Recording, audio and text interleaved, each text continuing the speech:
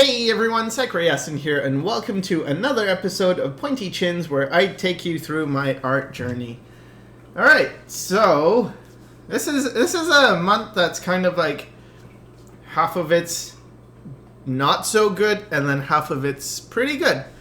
So we start with the not so good stuff, although there are some things, I don't hate this thing. Like, I kind of like how the collar goes and then it goes down. That's okay. I don't mind this person's expression, but a lot of boobs, and yeah, I can't say I'm a fan of anything else here, really. So let's move on.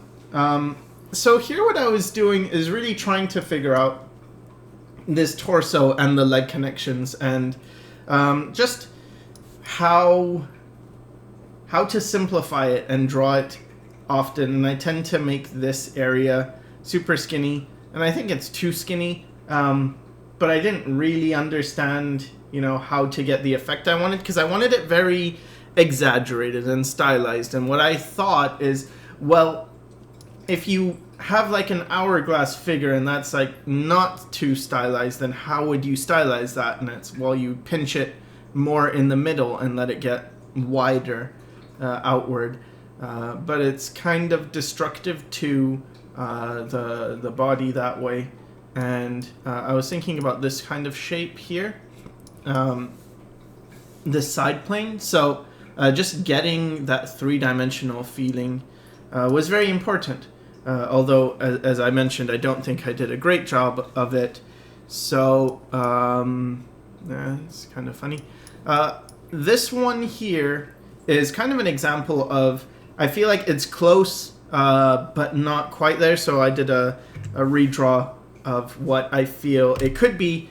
And it's not a huge change if you compare the two, but I feel like it's still exaggerated, but it's a bit more kind of plausible, and also making room for enough anatomy for organs and things like that. So I did this study after the artist Doxy. I think this one and possibly this one. And what I noticed that he was doing is he has this bump, which kind of represents, I believe, the trapezius, and then this is the rib cage, and then this is the pelvis, and then this is the in between the ribs and the pelvis. So when you think about just bumps, it's like 1, 2, 3, 4, and then 5 if you include the hips. And I was kind of doing like 1, 2, 3. So I kind of took that from doing the study, that there's more transition bumps, kind of like this. See, it's only like 1, 2, whereas he has more of the 1, 2, 3, 4, and then the hips. So I don't know if that's exactly how one should study, but that's what I took from it. And kind of like some of the faces, I'm pushing the necks very far, just to see if that works. So again, it's just a lot of experimentation. This one, I was just trying to go for a gesture, but it doesn't work. Like, he's got a very fat body, and then very weird the rest of him. Like, nothing is matching here, so I would consider this quite a failure. And this one, I did more of a normal side view, and then I wanted to push it. So I do like things being pushed a lot more, like this one, but it's actually quite hard for me to get this at first. It's easier to start with something and then push it. So I guess maybe that's what I have to do until I can learn to do it just by doing it. So I also realized, because I was doing bodies that weren't quite making sense, that I really should go back to reference. And so these are from reference, or at least this one is, and this one is, and then I think this might be, but maybe not, I'm not sure.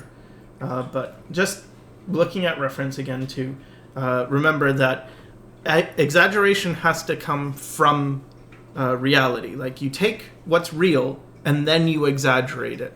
You don't just try to exaggerate without information or the correct knowledge, because otherwise you're just distorting things. You're not really exaggerating. And I feel like exaggeration, it has a lot to do with being truthful in a way, because you're taking what is and then you're enhancing the contrast. So, if something is tall, you make it taller and maybe make it more narrow just so that it feels taller, but that's to emphasize something that is true about a certain thing. For instance, the height. And so that's why I still go back to doing studies of real life. So here, not so much, just doing stuff from imagination, but yeah, this is still just imagination stuff, trying to do like weird contortion-y things and see what's possible.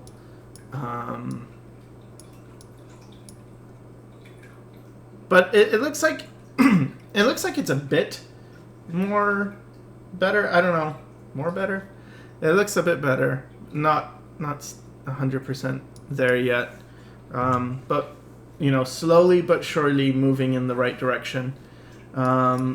So this one I like a lot. I like this proportion. I think it's working. And this one too is another one that's working. This one, not so much. I was trying to think of the skeleton inside, but I made this arm super short. Like, if you think about it, the belly button's around here, and that's usually in line with the elbow. But if she moved her elbow here, well, her arm would need to be much longer for that to happen. So that's a mistake. I like this face a lot as well. I think it's quite appealing. I'm at the point in these drawings where I can kind of draw a face that I find appealing pretty often. Like, I think this one's okay. This one's okay. And I understand some people might not like the style, but for myself, I think it's okay. And yeah, more drawings. Still struggling with this whole head to body thing. It's not quite working. And here I was just trying to do some compositions again. As I mentioned, I often do this when I'm kind of running out of ideas or I don't really know what to draw. Maybe just draw a bunch of rectangles and think, well, I'm going to do a composition. So I think there's one of the things that's really lacking is still direction and focus and trying to do something with intent, as opposed to starting like, I need to do a page of drawings, because mostly that was what I was thinking. Like, if I just do drawings, I'll get better, right? That's how it works. And not really. I mean, you do get better, but it really is focus and a goal that helps you improve quickly. And so my goal at this point were still things like, I want the body to work more with the head. And I mean, it's not terrible, but yeah, it's not a strong goal. I like this person's head. It's working well.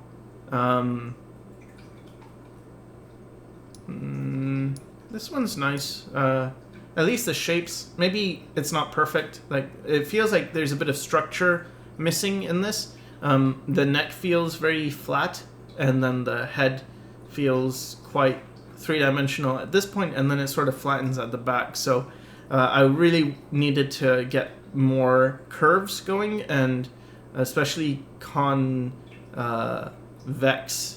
curves to convey three-dimensionality, and that's something I'm not sure that I had here. It's just more stuff from imagination. I wanted to try and imagine the arm moving. I don't think I did a great job, but I was trying to focus on like the lats, how it goes around like that. Okay, so there's a K image-ish. Trying to kind of think of her. This guy, he kind of looked like Hisoka from Hunter x Hunter, so I kind of made him that. And then a guy with a very strange beard. So here you can really see the S that I started with. There's like this gesture, this S gesture. And then here I wanted to do like a big muscly dude, but add more occlusion shadows. So, I mean, you can kind of think of them like dark triangles. See? It's kind of like a dark triangle, and it's usually where two things meet, where two things touch, you get occlusion shadows. So if you have an object that's touching the floor, for instance, usually where it's making contact with the ground, right on the edge you get an occlusion shadow, but also where things overlap in the creases of folds, I mean, a lot of folds, even on the human body, you get occlusion shadows. So that's where to really place those darkest darks. And darkest dark doesn't necessarily mean black. It just means the darkest dark in your page, but that might not be black. So you don't have to go pure black for occlusion shadows if you're working in a controlled key. So, for instance, maybe your version of black is just a really, really dark red or something. And that's fine. So, more figures. I like this one. It's got a different look to it. I don't know if it's because the pen was running out of ink. Sometimes this happens where the pen starts running out of ink and I get more light strokes appearing. See how it kind of breaks up? I actually think the effect is quite cool. Okay, so moving on. Alright, so this guy is from a TV show called Mahabharat from 1980 something. It's an old mythological drama thing, story. And I didn't look at references, just kind of what he felt like.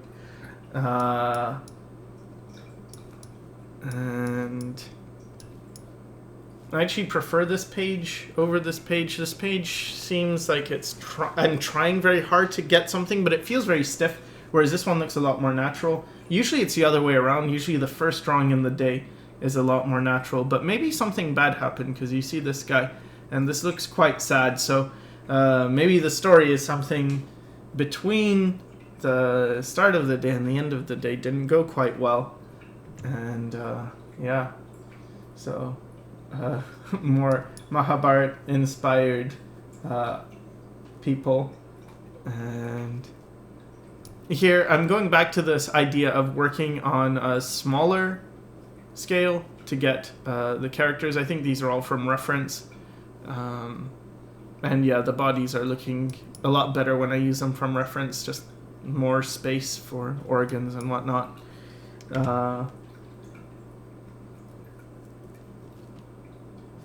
Yeah, I don't mind this one too much. And these, they're basically just people from, they're not real people, but it's a lot of feeling. So I think this is a good thing to do, where you kind of just go through life and see people and try to draw what they feel like, not necessarily what they look like, and just hold on to that feeling. I mean, at least that's what I do, because I find that getting a likeness isn't the most important thing for me. It's more getting their character. And I'm sure that's, I mean, people would argue that that's not very good, but that's just my opinion. All right. So here I'm doing more caricature-y stuff. Probably started by drawing, shapes for the head. So you can see this one's got quite a triangular face. Just different shapes, like a weird blocky shape. And I'm quite comfortable doing this with faces, like just manipulating them, making them out of weird shapes. And the reason is because I'm very familiar with them. And that's something I have to learn for the body. I have to become so familiar with the body that I can really make it weird, and it still works. So here, I mean, it's getting closer. It's much closer than the previous month in terms of getting things looking right. Here, it's not quite there, but again, someone kind of like a hick, rednecky type person. And this one is kind of interesting, lots of flow. So yeah, I'm thinking about gesture. Here I wanted to push the eyes really small, and it ended up kind of reminding me of something cynics might do with very small eyes. Of course, his would be a lot more clean and nice looking, but it's okay. And playing around with mutton chops and stylizing them, simplifying them as well, having these 3 bumps. So here I wanted to do some screaming faces. Here I did one that was yelling. I think I probably did this one first, and it wasn't quite there. Tried this one, and it's like, yeah, it's a bit better. And then I tried this one, and I really didn't like it. And this one I didn't like. But then this one I thought turned out okay. Kind of was capturing more of what I wanted. And I think part of it is getting the curve of the teeth right. Like, the teeth have this curve to them. And like here, it's kind of like a triangle. But of course, that's more of a smooth curve. But kind of works more. Here it has a bit of a curve too, but maybe not enough, and a bit too much. I don't know. I'm not actually sure. I feel like the head, like the ear and everything, it's just not great in terms of proportions and basic shapes. Like this has like one, you go up here this line and then go up, and then there's a lot of jaggedy things where you're changing directions, whereas this is a lot more fluid. You can encompass this much more easily into one basic shape. So I feel like this is working better. And just, yeah, trying to draw more open mouths, because it's something I often don't do. This one was a complete disaster, though. I was kind of looking at a lot of work by an artist friend of mine, Maddie May. She goes by Maddie Blitz online. And so I guess these are sort of inspired by her work. And yeah, kind of like this one of them all. He seems kind of interesting with his weird beard. And then this page I don't like so much. So again, working on proportions. It seems like a very important thing here. I'm trying to draw more sort of comic book, like Western comic book things. Looking at the eyes, I noticed that the eyes are much smaller than I think they are in the comic. So I tried to make them extremely small and just make all the features much smaller and have a lot more negative space. And I wanted to see how that works, like what that looks like. Here I made it a very ridiculously small eye, and it does feel too small.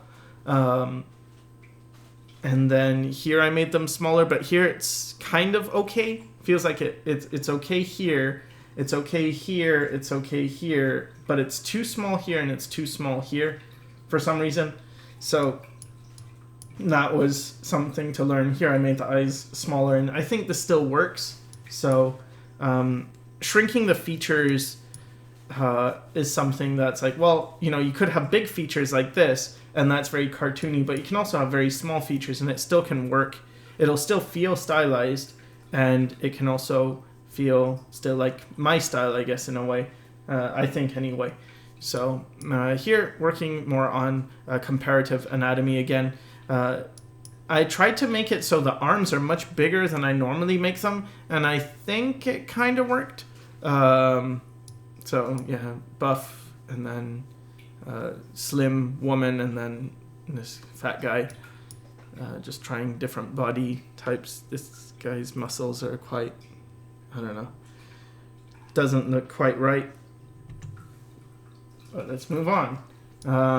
So here, yeah, another in keeping with that proportion where you got very wide shoulders, and then sort of if you imagine a shape, it would be like a triangle here for the top, and then this very long rectangle that would go all the way down. It's actually a very effeminate pose, but I don't know. In terms of proportion, it kind of works a little bit. I feel this is a bit too tight here. Like it gets... something here needs to be fleshed out.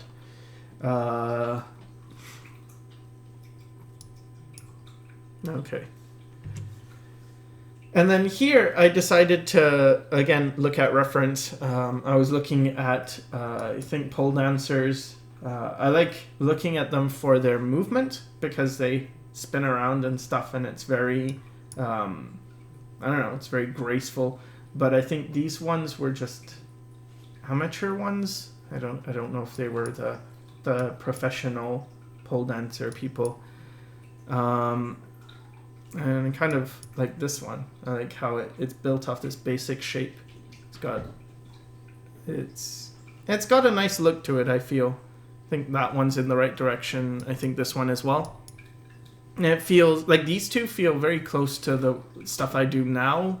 So I feel when I look at them that, oh, this is in the right direction. And I think whichever direction you head, like any one of these things could work. It could have been this one that like, well, I'm going to go in this direction for my drawings. And then possibly it would get more realistic, more, I guess, tonal in quality. Or I could have gone this way and made it even more cartoony.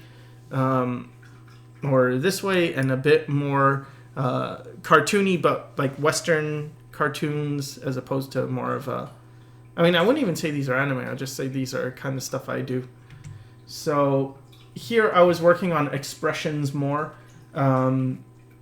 So I did this one from reference, this one from reference, and this one from reference. And I wanted to then, like I took this one here and I turned it into this one because I wanted to, I think I took, yeah, this one is this one. This one is this one. And then this one is this one. And I think this one's from imagination. So just taking what I see and trying to convert it in a way. And what I'm really trying to do is get to the point where I can see the style when I see the reference in a way. So I can automatically stylize it. And it's something I've heard other artists do where they look at stuff and they don't really think about their style. It just comes. It comes naturally. And for me, the only thing that comes naturally when I look at images like reference is realism like this.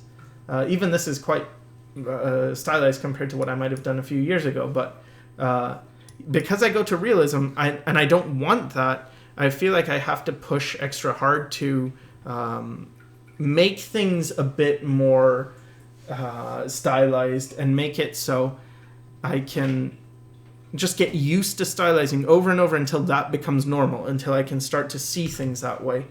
And I think it's kind of working, but it is a very long process. So here's a bunch of faces. I like doing faces, so I was allowing myself here to really just draw faces and kind of enjoy the act of drawing. And yeah, I thought they turned out okay. The reason I don't do this for long is because I always feel like it's too easy and I'm not really learning, I'm not really pushing myself, and I'm not going out of my comfort zone. So I do them and I quite like them, and even when I show other people, they tend to respond to these types of faces. But again, it's very hard to stick with them because it just feels like, but I don't know so many things, and I should really do more. But I guess I was pushing it with faces for a while, just letting myself, well, just do it anyway. And I like this one, how the mouth is kind of on an angle. Like if you imagine yourself very small, you would think her entire face is kind of like casting a shadow on things below. Like this is all underplaying instead of front playing. And I don't know, I find that funny. So I like that one. I like this one. I like the ears, how they're kind of cut off from the body, and the hat's floating. And some of these ones, I like this one. again, I'm using more smaller features than I was before, and I think it's looking pretty good. So the way I did this with the smaller features, you might see there's like a circle, right? And before, this is kind of what I would turn into the eye. So you see how the eye is like this big? I would have made it probably this big, that entire circle. But what I started doing is thinking like, okay, so I would draw the eye area, and then I would draw like the circle for the eye, and then I would draw that. But instead, I drew the outside, and then I drew the circle, and then within that, I treated it as if the circle was the eye socket. So if the circle is the eye socket, then the actual eye has to be much smaller than that. So then I would draw a smaller eye within this. And I did that for all of these, and it really helped me shrink my eyes, because it's like, well, if normally you're going to draw them this size, now you have to treat that as the eye socket, so they're going to be much smaller. And then it just looked fine to me. And that's what I'd really recommend if you want to break a habit. Like if your habit, in this case, mine was making the eyes too big, and I kind of wanted to make them small, but it's hard to break that habit, and so I needed to do something to push it out of whatever that tendency I had was, which in this case was drawing, very large eyes. So that did help with it. And I like this person's expression, and this one's okay. I think this is funny how this guy looks like he's reacting to that guy. All right. Okay, so this is quite, I would say, a milestone page for me, because I was doing the figures as I normally do, and then I was thinking about, like, okay, when it comes to heads, because I'd been doing a bunch of faces, when it comes to head, I do, like, interesting shapes like this, right? Like, boom. Very pushed shape. But then when it comes to the body, I tend to go very generic.